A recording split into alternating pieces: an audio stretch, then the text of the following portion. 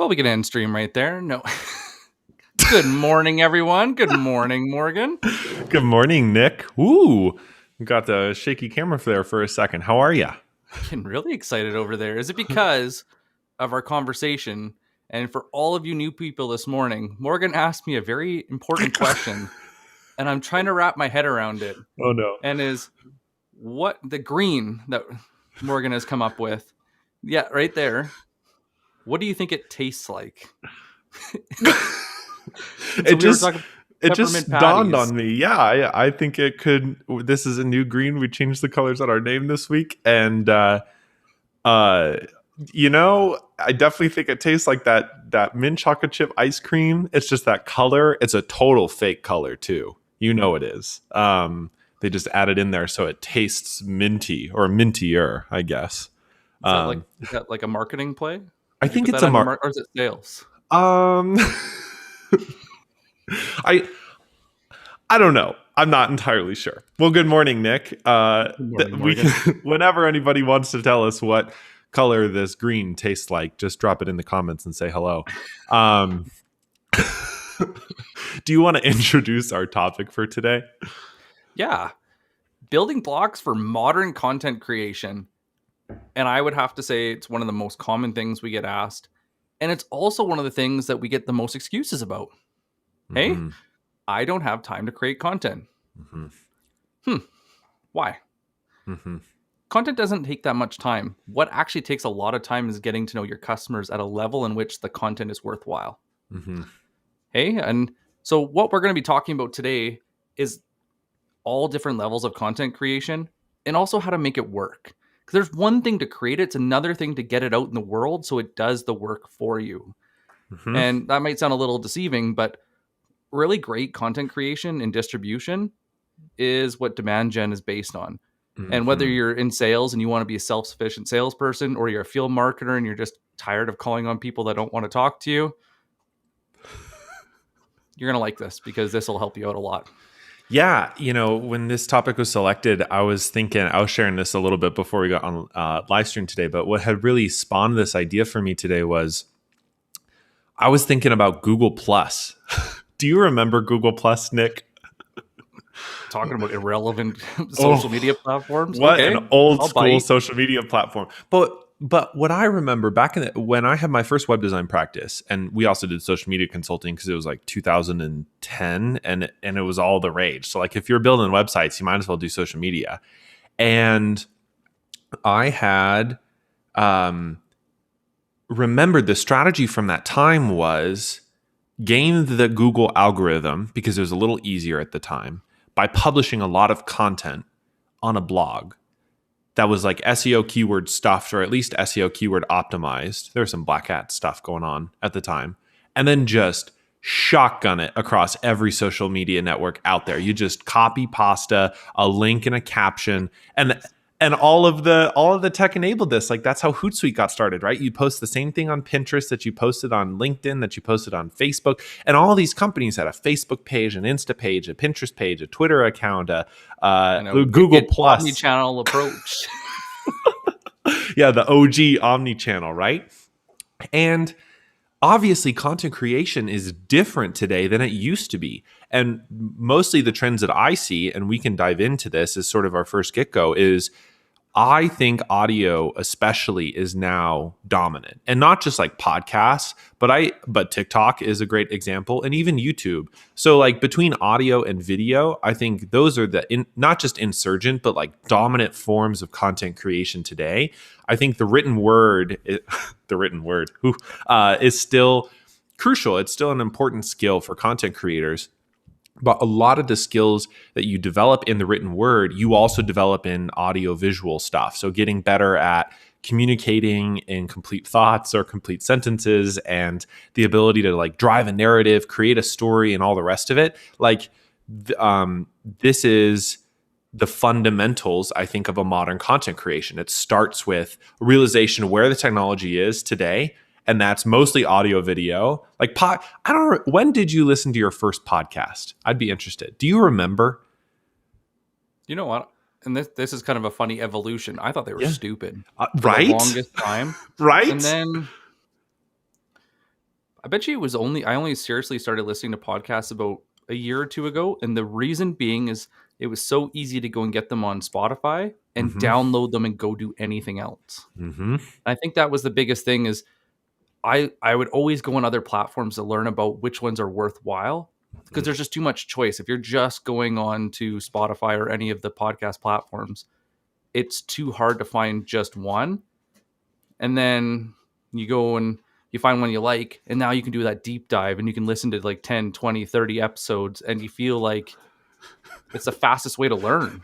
Totally. Well, and to your point, I think that there was a long phase of like first adopter novelty, sort of podcasts were new, and since the early 2000s, but nobody really had a podcast even in the early 2010s.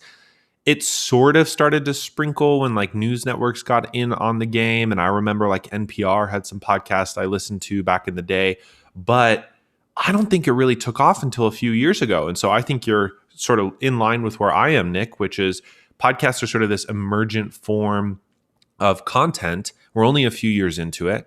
And same thing with short form video. I mean, TikTok obviously was a dance platform for a long time, but now Instagram Reels are a thing, YouTube Shorts are a thing. I mean, I have my Vine days. I loved Vine. Sadly, it got shut down.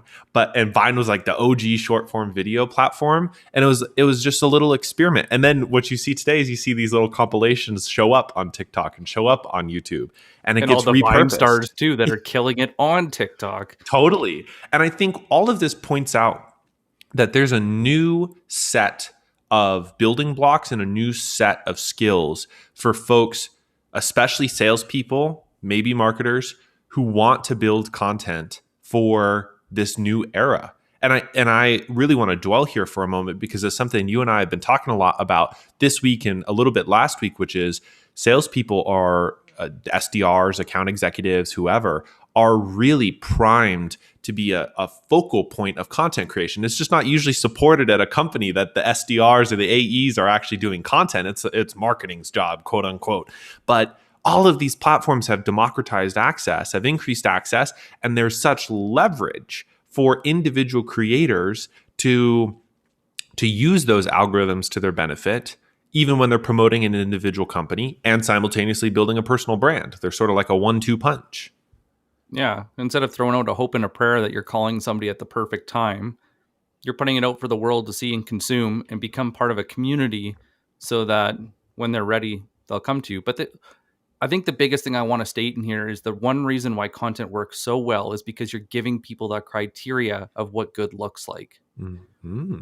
And so as we're going through this content creation, the kind of the base requirement is you need to know your customer really well. And this is honestly the hardest part. And maybe, hey, Morgan, did you want to go and share like what you learned yesterday doing our latest experiment? Because I think it's important to Yes. see like just how well it works and how quickly it can work.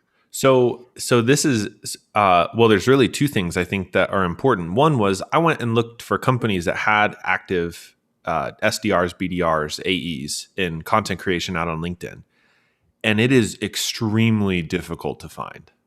And that's true for large companies. I was looking at, the 51 to 200 employee bracket, and I was looking at small ones. The small startups where the co-founders are out on LinkedIn are great examples of like bootstrappy teams getting a lot of organic reach.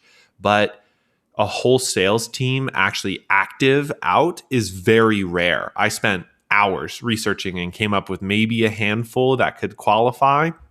So I think there's this huge opportunity in the market for a company to get its act together and really empower and support their sales teams to create content for LinkedIn mostly, but it could be any platform that makes sense for the product that they're trying to sell.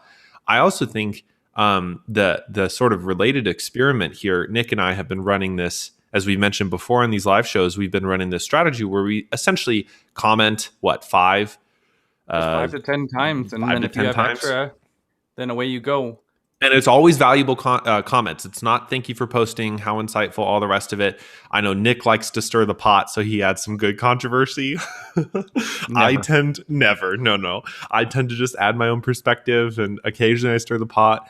But I have seen profile views increase more than 50% in less than a week. And I had 2 like days. in like 2 days of doing this. And so I had, a good trajectory of doing this, and I kind of laid off for a couple weeks just to see what would happen. And then I tried it again, and suddenly it's shot back up. And what that means from a revenue perspective, from a sales cycle perspective, is you have a lot of potential inbound traffic coming to your profile to learn more about you and to learn more about your company. And if you combine that with a thoughtful content strategy, however that makes sense, suddenly there's a lot of value that you can provide to the front end for the people who are finding you in the algorithm, who are visiting your profile, who are seeing your comments. I mean, the algorithm promotes all sorts of things to your connections and their connections so that they see how different people are commenting. And that's just commenting, let alone content creation. So I think... And I think we got to be like, that is content creation too. I mean, like, it is. Just for people to know, because even LinkedIn's pushing it. Mm-hmm. And a quick little shout out to Lavender. If you want to see a company that is crushing it with content creation, Lavender's not a big company. And Will Alfred or Alred? Alred. Alred. Yep. I always thought it was Alfred. Sorry, buddy. Look at what he's doing and how he's engaging. There's a reason they're crushing it, and it's not because it's by accident. Definitely not.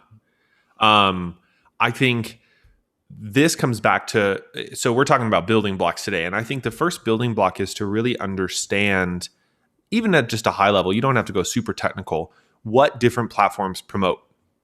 And Facebook's organic reach is dead. It just doesn't matter anymore. The only thing that matters on Facebook's are groups. That's the only thing that seems to appear on their algorithm anymore. If you're a company doing organic posts, it's just not worth your time. Or paid, of course. You can always do paid posts, paid advertising on Facebook. I think on Instagram, Reels are definitely emergent. There's a huge reach on Reels because they're trying to promote that as a competitor to TikTok. But on LinkedIn, organic content is king. I mean, just the amount of... On personal pages, not on company pages. So even just having those fundamental understanding of how the algorithm works, that takes a quick Google search to even go more in depth from just that high level list I gave. You can understand how the different pieces of the puzzle works. And every content creator, unless if you have like a ginormous marketing team supporting your efforts, is essentially an individual content creator. It's up to you to decide what to comment and how to post and how often to post. And that means you have to be empowered or have to understand how these platforms work. So on LinkedIn, obviously, organic is huge. Can I talk about my TikTok experiment for a second? I'm really excited. Fire away, buddy. So I'm going to post more about this next week on LinkedIn. So if we're not connected, connect with me. But I did a 2-week experiment on TikTok for B2B, for B2B content. And I learned a ton about how the platform works. And I think the high level takeaways mostly are that casual content wins. It's just part of the platform. It's important to be casual. It's important to be insightful and funny.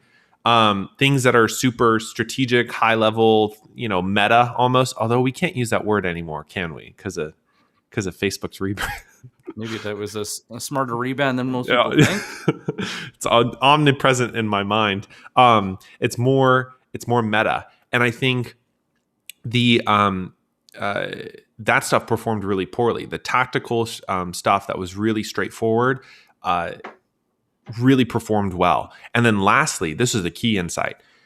Seth Godin's principle of the idea virus, ideas that spread win, holds beautifully on TikTok. If you can get your video shared, that seems to be a causal relationship with how many views and how much engagement you get. So all of my videos that performed above average or way above average, I had like a 2,200 view video, got shared a ton of times.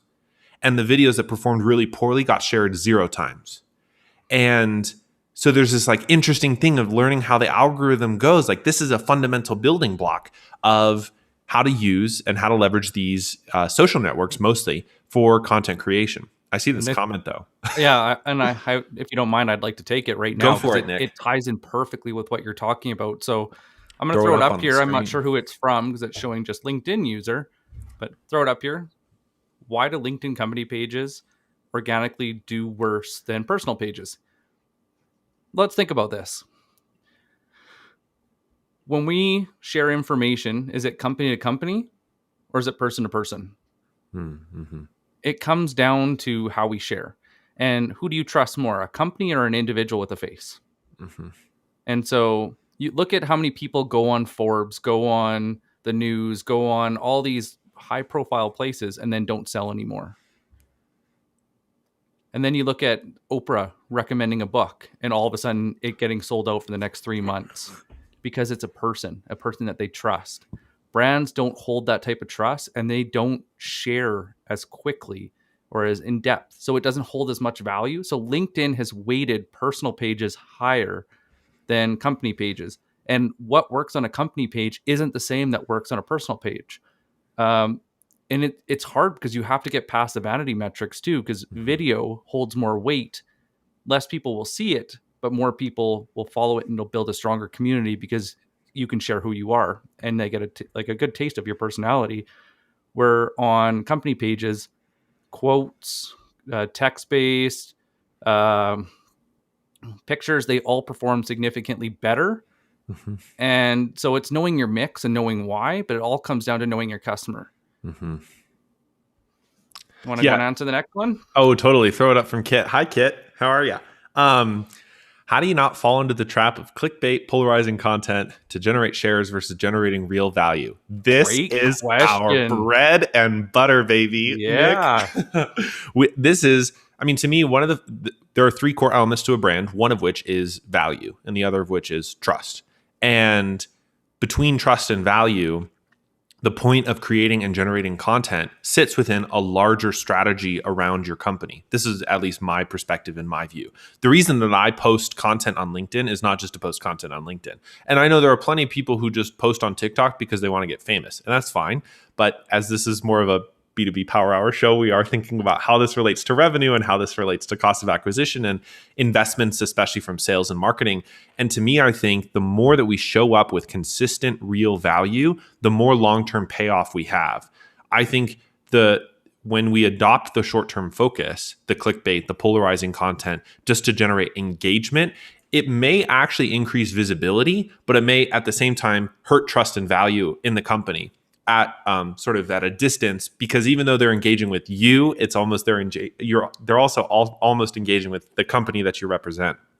And I think the trap that gets laid for us is paying attention to the vanity metrics. So for example, the videos that I post on my personal page don't get actually a ton of views compared to a text post. Like actually this last week, I had a text post that got 10 times the amount of visibility that a video post got, which is just crazy to me. So I And polls could, will do even more. and polls will do probably 20 times more than any video. So certainly a mix is healthy and you can experiment with what works. But for me, the reason I continue to share videos from this live show and from other stuff that we do is because it really drives value to the people who see it. So for me, even though I get less views, I know I'm going to be building that trust and value in my brand, a personal brand, or the B2B Power Hour brand in the long haul. And that's going to have long-term payoffs.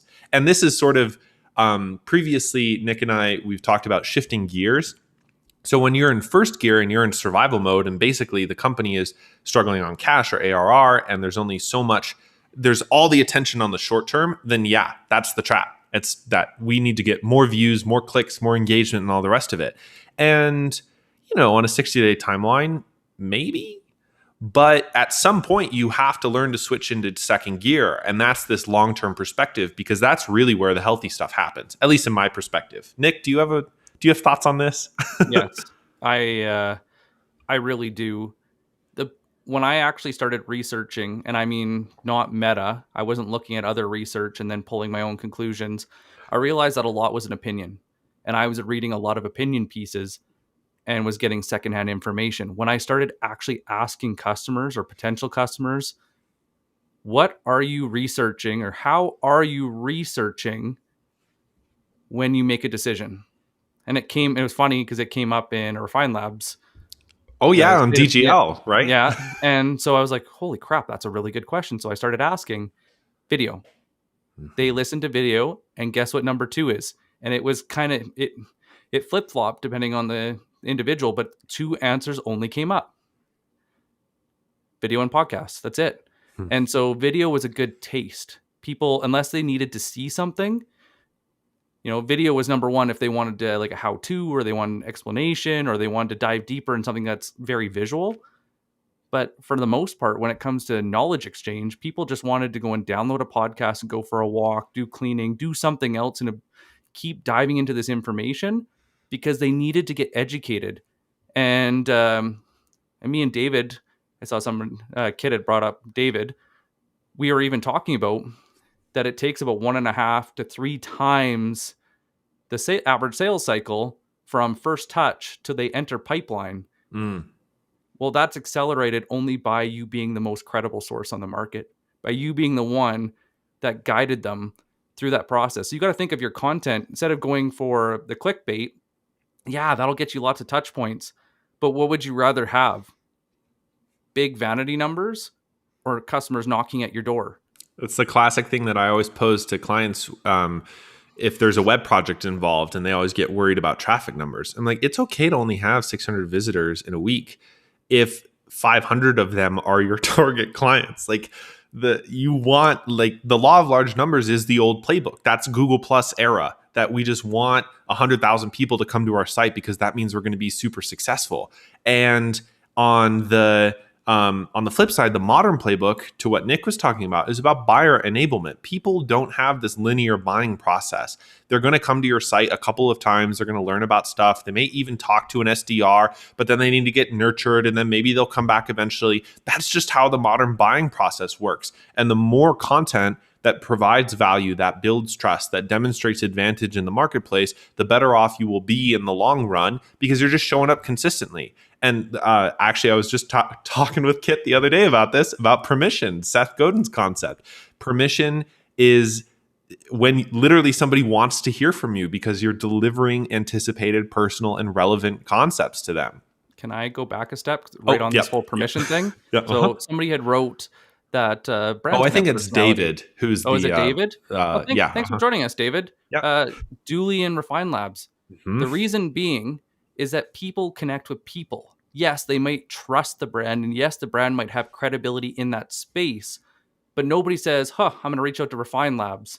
Like, I'm going to go and call Chris because I need to go and amp up my demand gen. You always associate it with a person.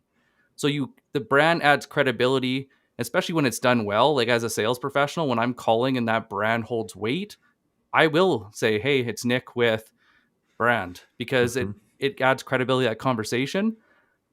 But they still reach out to an individual. And this is the biggest shift that I'm seeing, is that people no longer go into the company page necessarily as much if they're following individuals' content. And that's why we like to say like the self-sufficient salesperson, because they come to you. Mm-hmm. And the video allows them to get to know you and trust you, and you've guided them through this process.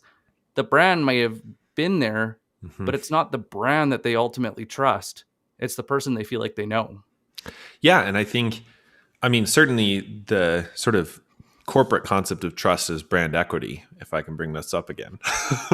I know, branding guy, I can't help myself. But I think brand equity is genuinely established by great customer experiences. And that's on the pre-transaction, during the transaction, and post-transaction. The reason that people really liked working with a client of mine is not just because the product was good. It was because the sales staff they interacted with were really awesome and took care of all of their needs. And the account executive during the fulfillment process was really responsive and really active. And the brand also aligned with their vision of what it meant to be in this industry. Like there's all of these pieces that sort of create that trust, that create that permission. And content is a way to get in front of people to sort of kickstart that process. Which, if I can jump into this really quick, I think the production of content is incredibly important. There's like some post-production stuff, especially if you're doing audio visual, just to make it look nice. But to me, it's just almost more important to get to distribution for a second.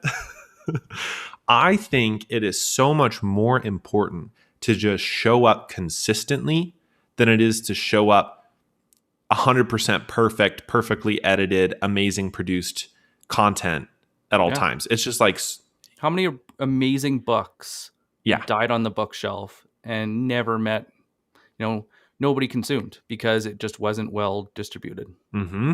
And distribution, I think, extends farther from just thinking about what am I producing. So even if we started like a modern content creation as what am I producing? Am I writing something? Am I recording something? Is it over video? Is it over audio? That is like a great strategic conversation. I think it's important to answer, but it's probably pretty straightforward. You're deciding to write a blog or a newsletter because that's what you think your audience wants. You spin up a live show or a podcast because you know that that's where there's leverage right now, especially on our social media channels. You can redistribute that. That's important. But distribution is the only way that you get in front of the audience that you actually want to serve. So thinking through not just the yes, ship the work.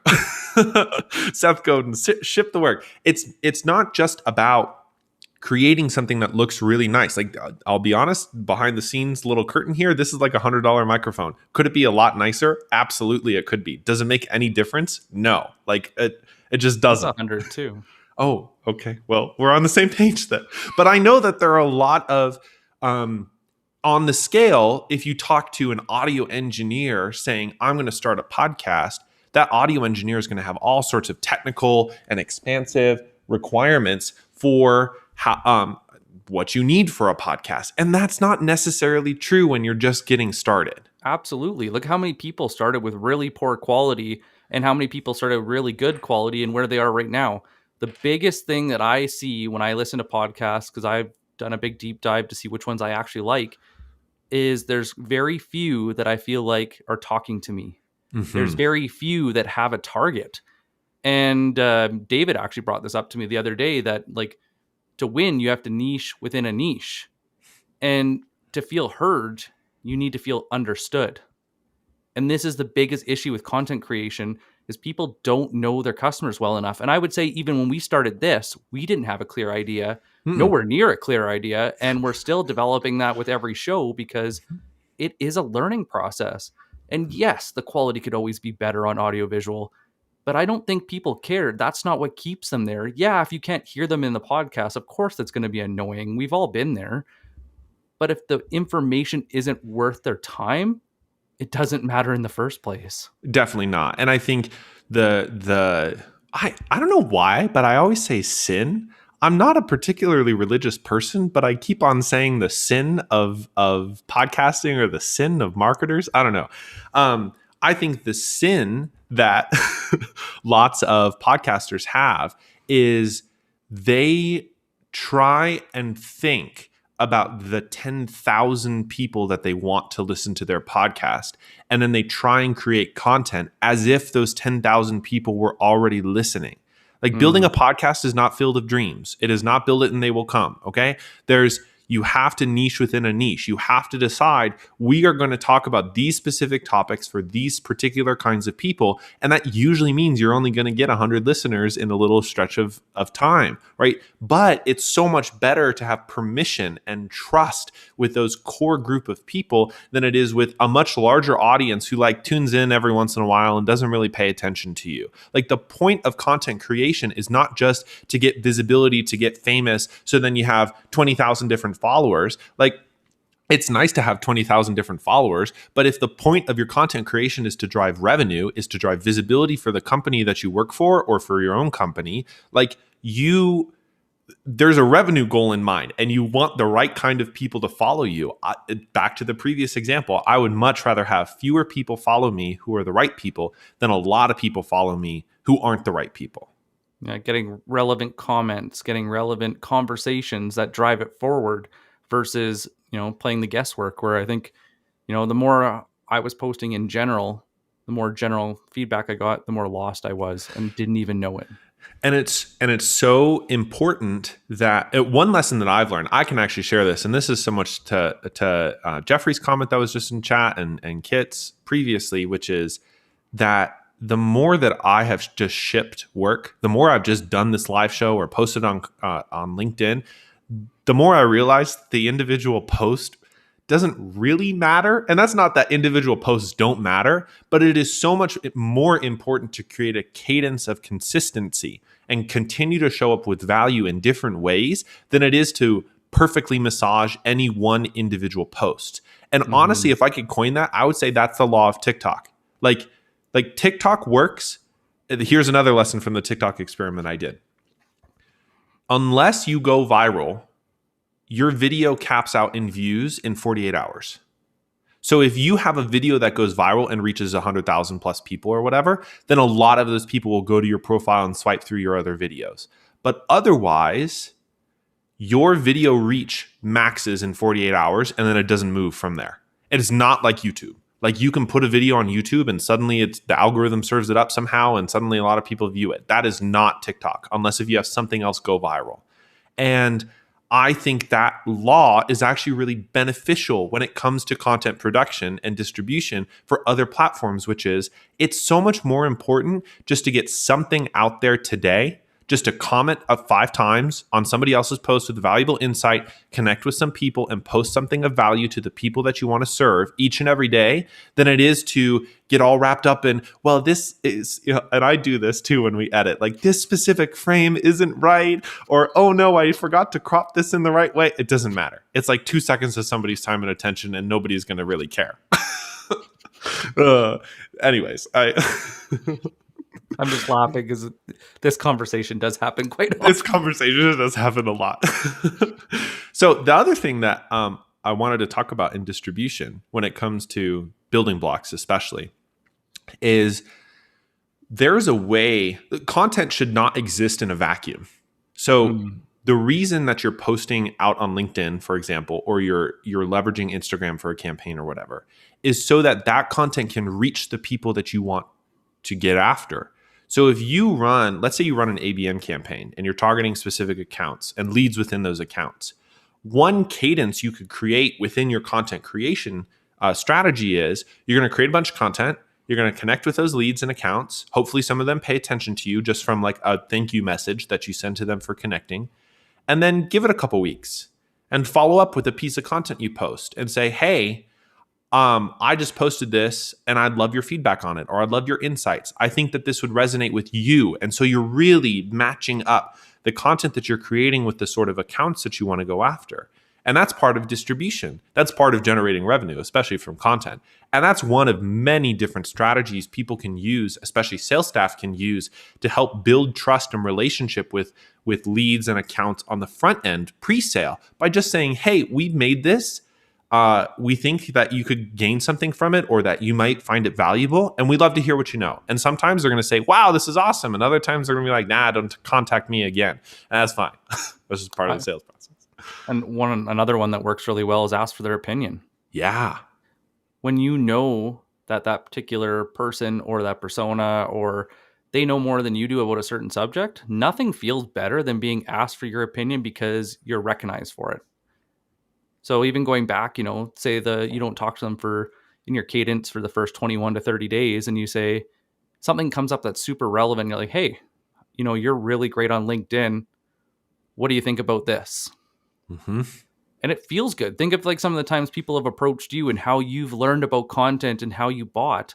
And a lot of this will sound familiar, but it won't look familiar when you're hearing what like the marketing technology companies are saying and even what some of the sales training companies will tell you to do. Well, and to your point, it's an advantage in the sales process because not all, but a lot of the competitive landscape is so spammy. The fact that you are willing to cut through the noise and you are able to connect with someone specifically about this particular topic and build a relationship with them, that's an advantage compared to other folks who are out in the marketplace and they're going to put 10,000 names into an email database from Zoom info probably, and then they're going to try and nurture them, whatever the hell that means, and try and build out a campaign around nurturing those relationships. But again, this is sort of shifting gears. Like sometimes if you're in survival mode, you're not encouraged to do that. There's other sorts of incentives inside the company. Leadership has different objectives. And so it does require a shift into second gear to say, okay, let's hold on for a second and let's think about ARR 16 months from now. Let's think about cash flow 16 months from now. And really getting into those specific motions required, each step of the process to connect with someone through content, leveraging content as your way to connect with people. I think that's like a crucial building block, especially for the modern sales team. Well said. I think this is a great question. For those that are just joining us, yes, it's recorded and you can go and watch it. So absolutely. There'll also be available on the podcast. Would you like to go and answer Ronald's question? I can pull it up for us. Sure, please do so. How would you go about building a personal brand through your own LinkedIn and a business's brand through content? I've had the unique position of starting a business based off of my personal profile, but I've struggled on where to draw the line between the two. Dude, same. I was about to say, I'm in the same boat probably. I don't know if there is a line to draw. It would be my opinion. And Nick, I'd be really interested to hear your thoughts about this. But for me, the reason that people do business with my company is because they also know me. It's right. And back to the previous idea that people connect with people. And even though there's brand concepts and brand equity and that, branding is important, the way that I have always leveraged LinkedIn is peer-to-peer. It's person-to-person. So having a personal brand and having a company's brand are two coexisting missions. They're complementary. They're not competitive, I would say. They should augment. They should augment each other. What a good word. They should augment each other. And I think right now, since the algorithm disfavors business brands or business accounts on LinkedIn, it really is to your benefit to continue to build your brand off of your personal page. One of these days, they may change that. LinkedIn can choose to change the algorithm whenever they want. So it's good to have that foundation. But I don't know if they are competitive efforts. And so building your personal brand, using content, connecting with people, doing this relationship-based strategy we've sort of been running through is a great way to also build your business's brand with your target audience. And you can also, if you think about a tier of prospects or even clients, and you have your A tier of clients especially, invite them to follow your company brand. That's no big deal. They're A tier clients. They love you, right? And even maybe some of your B tier clients. I don't know. But especially from A tier prospects, one thing you can think about is instead of sharing, here's a little tactical gem. Instead of sharing content that you posted on your personal profile, you could share content that you posted on your business account and ask them for that insight, for that feedback, for that opinion on what you posted. And that's a nice way to provide visibility between those two. That's one of many ideas I could have for this. Yeah, it's a great question. It's a very, very top of mind question. And I would even go if you were to go and share our content, or if you were to go and recommend us, do you recommend me and Morgan, or do you recommend the B2B Power Hour? Mm-hmm. Which content do you follow? Which content do you share? Which content do you comment on? And so I'm not saying that one doesn't go without the other, but you have to build credibility in both fields, but one should be more personal, and where the other should be more, and maybe even David can answer this better, but it should be about your category, and one to be about you. Why you?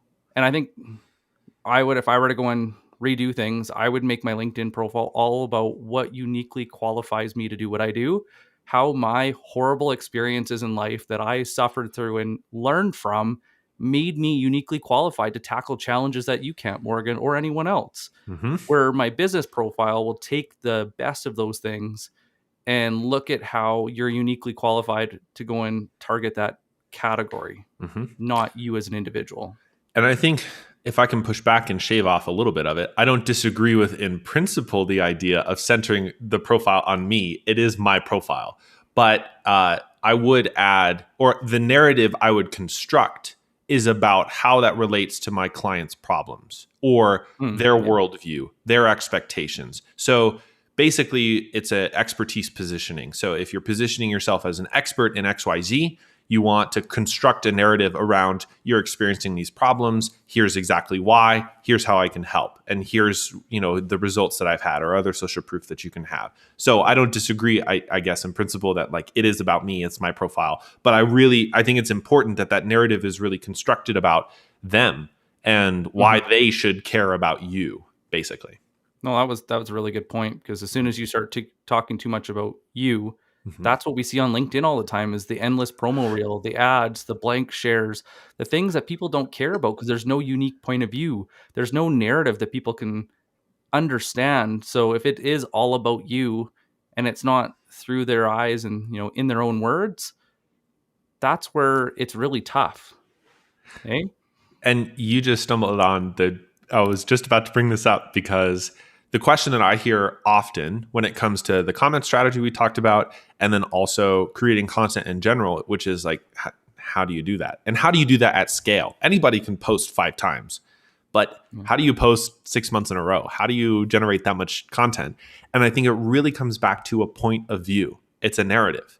And I'm of the opinion as a brand guy that every brand should have a point of view. A brand should have a narrative because that's why they exist. The company exists for a reason in the world. They have either a vision or a purpose or a mission, and their product helps accomplish that. So there's a point of view embedded inside the company. So whether it's the company or yourself, enhancing and expanding that point of view in everything you engage with, most importantly, with the people who you want to buy, how do you who you're phrase targeting. that? Yeah, Who you're targeting. Thank you. specifically talking to. That you're specifically talking to. Yeah.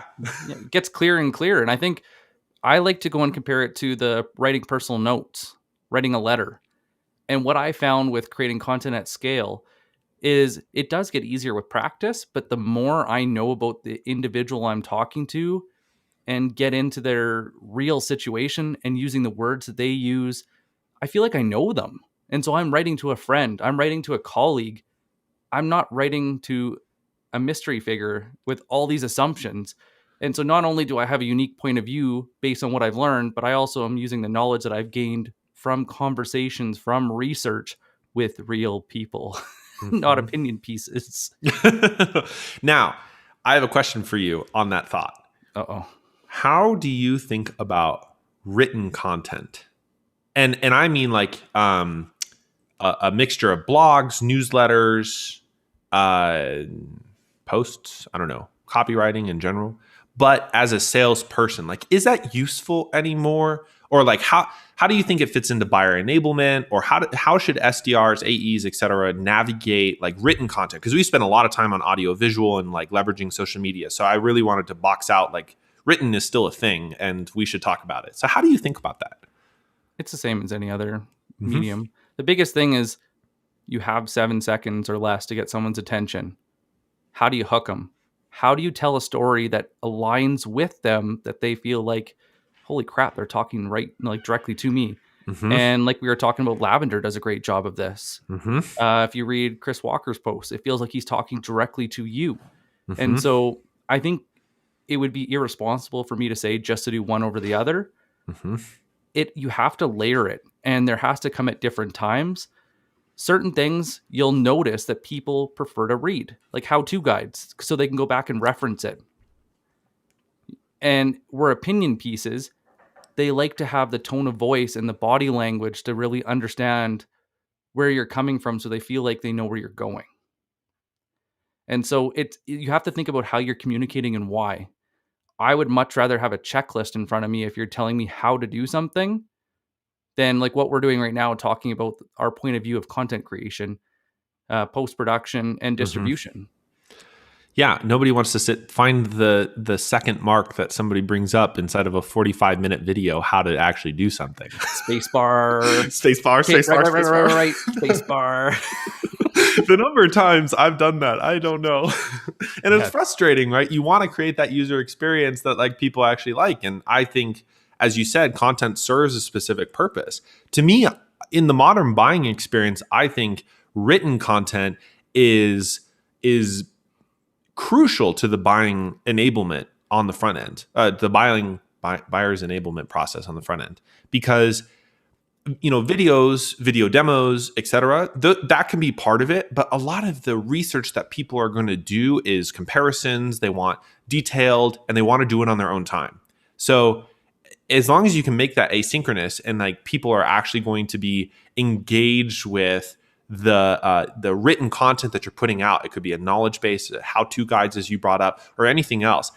As long as it's not, as long as it's not just a blog with disparate pieces of content and there's no overarching narrative. Oh, the curation, like a proper narrative with Yeah, like supporting each other. you want that Yeah. point of view. If somebody goes and like looks at your insights, you want to see valuable content with a point of view and not just a mishmash of different sorts of things that they Makes me did. think of TikTok or Twitter back in the day when there was the shorter characters. Why was Twitter? Jeez, I'm gonna keep going back to TikTok. You're gonna mess those up a lot, man.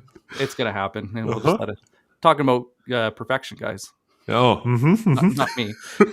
Same. But one thing I'm noticing is working really well for written word is simplification.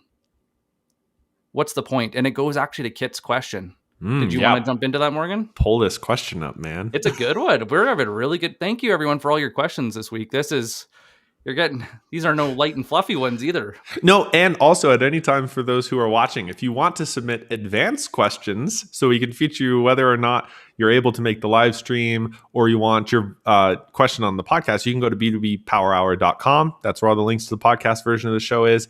And you can also sign up to receive advanced agendas and submit your questions. So Kit asks, what is the B2B Power Hour's mission and how can we make our missions simple enough to understand but unique enough to not fall in the void? Whew, that's some deep stuff, man. It's good. I mean, if I don't know if Nick, you or I ever really formulated a mission statement, but I think the closest that we got to like a purpose, the reason of our existence is that we prepare future sales and marketing leaders to thrive in a world dominated by the way it's always been done. And that is, to me, so resonant because of my experience as a marketer that there's this like playbook for how you're supposed to do digital marketing. And I had found it effective maybe 2 in 10 times. You know, it wasn't effective all the time. And anymore, it's so expensive to run. And I think your perspective, Nick, on sales too, is there's this way sales has always been done.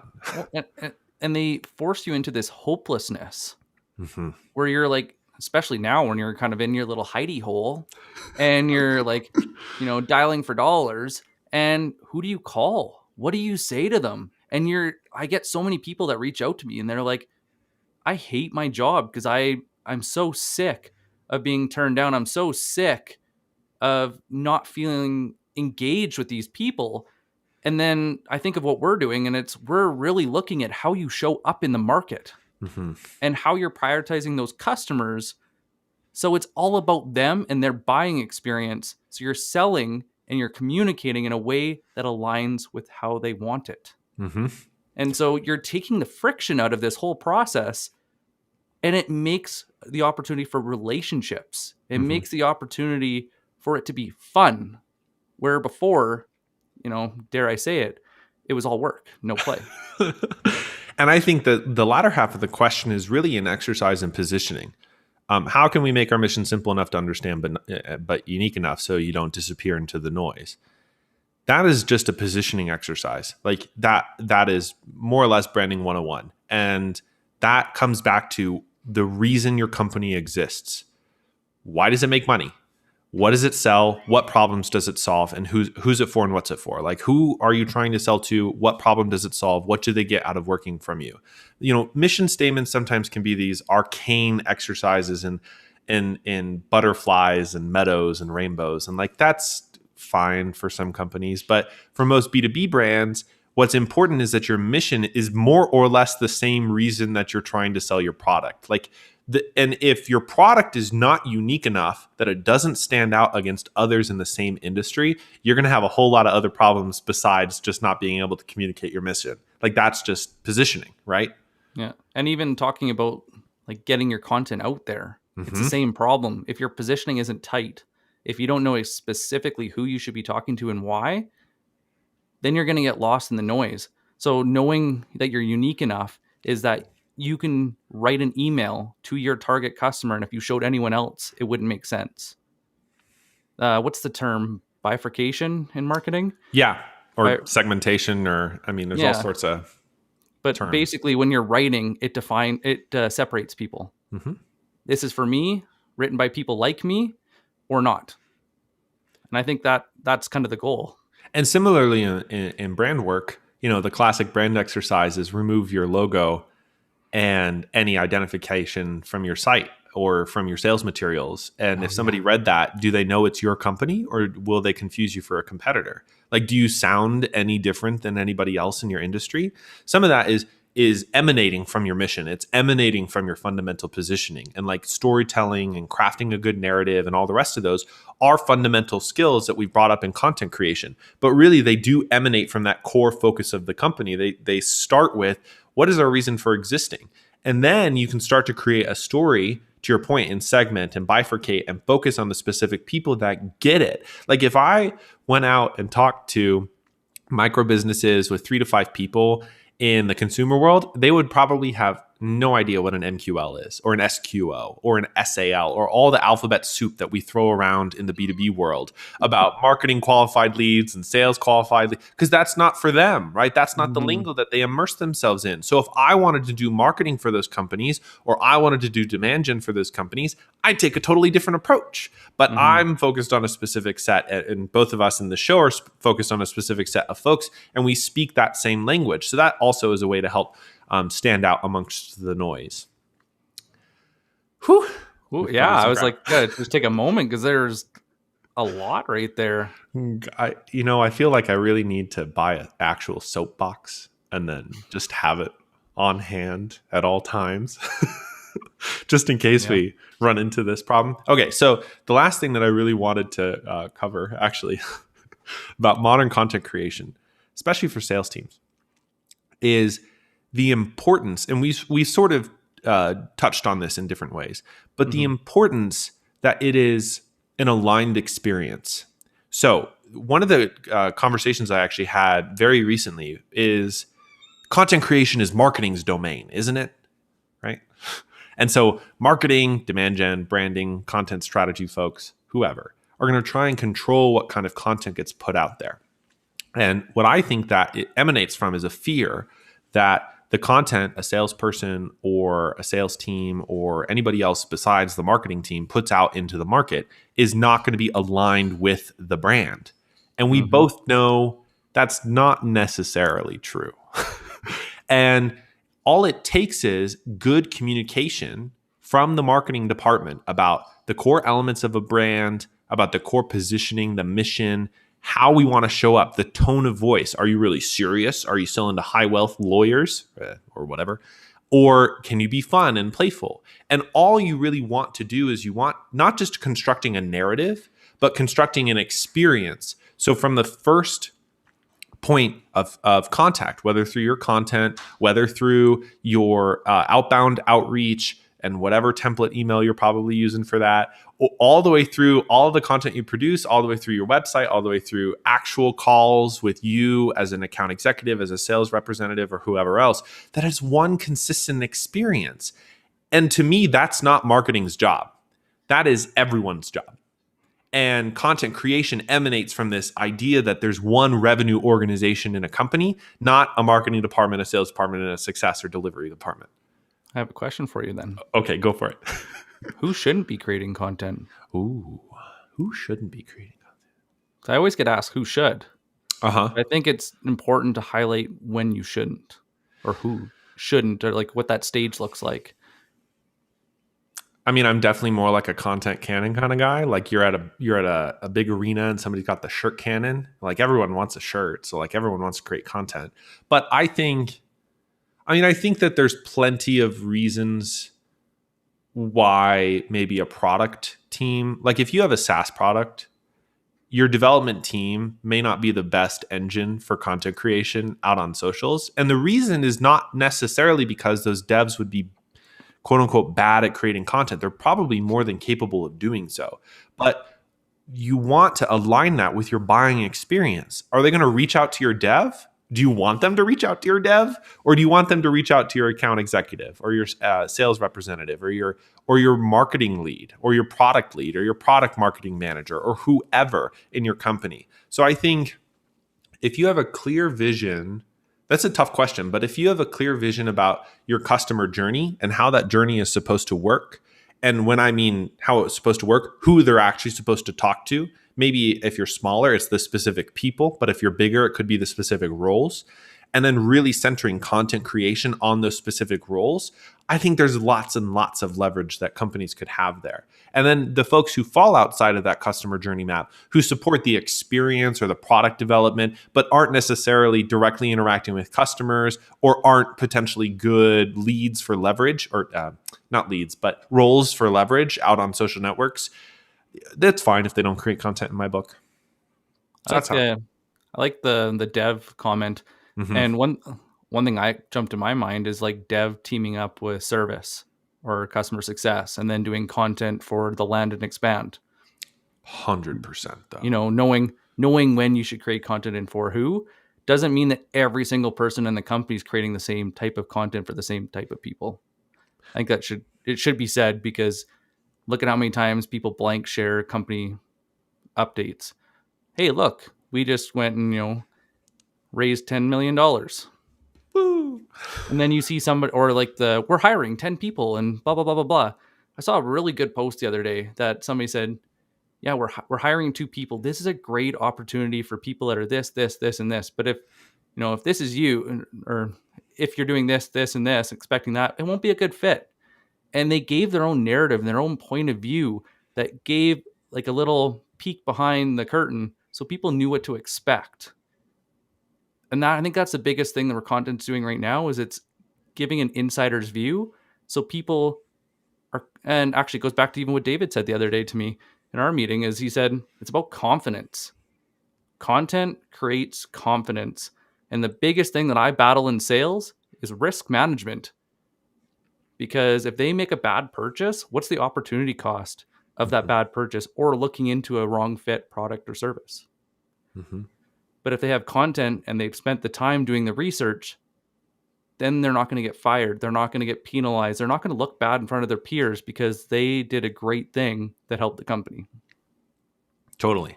So Nick, if you had a team of sales staff at any company, and I know you work with them anyways, what would you say are the 3 things they should be doing now or next week, start doing, to accomplish what we've talked about today? Because I would be interested, especially as like a sales professional who also trains other sales professionals, like what do you especially think about as the top priorities for sales staff?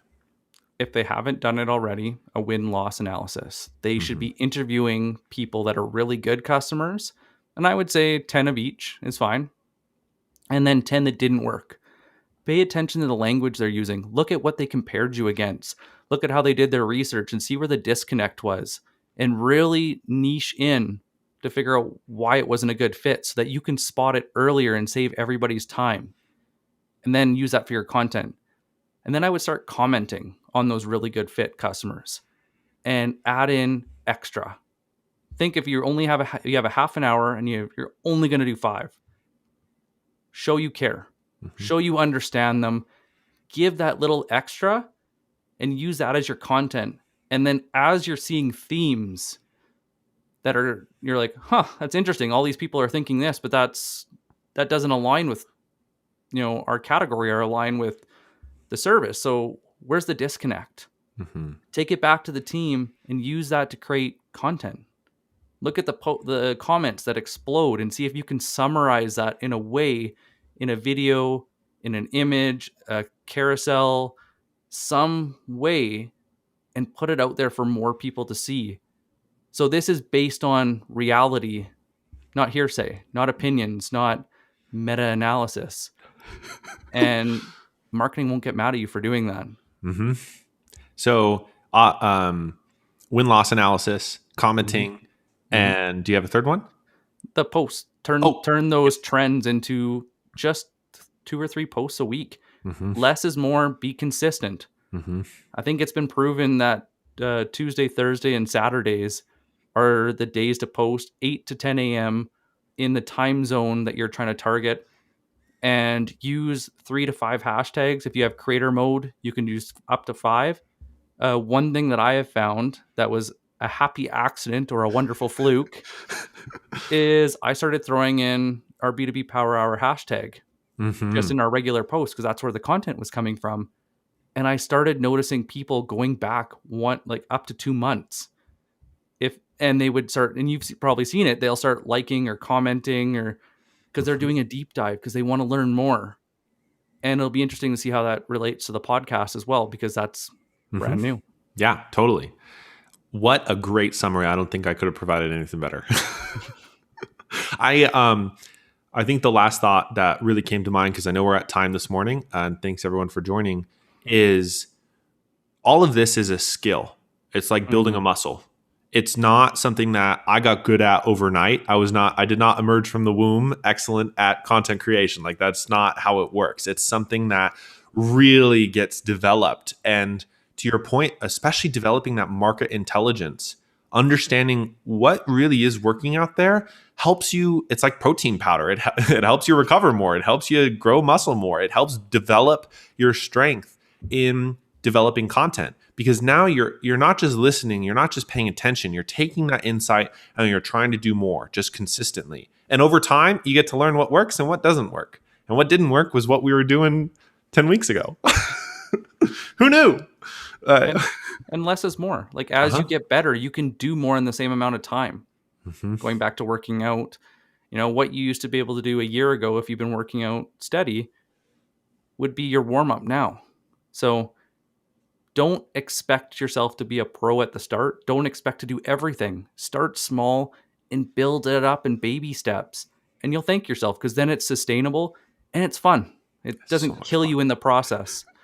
Just before we go, are there any questions that anybody wants to ask that are urgent that they really want an answer to before next week?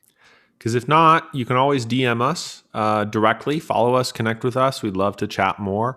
My inbox, and I know Nick certainly is, always open for discussion, comments. I'm going to say Nick is always open for debate. I am too. I'm just kidding. Gosh. Anyways, I don't see any comments coming in on our end. But if we missed it, just shoot us as a DM. We'd love to chat. Thank you so much for everyone that's tuning in. Thank you so much that everyone's listening to the podcast. We really appreciate your support. If you have any questions, please submit them early on the website. Yep. And happy selling. And today, happy content creation. Indeed. We'll see you next week. Thanks, everyone. Take care, Morgan.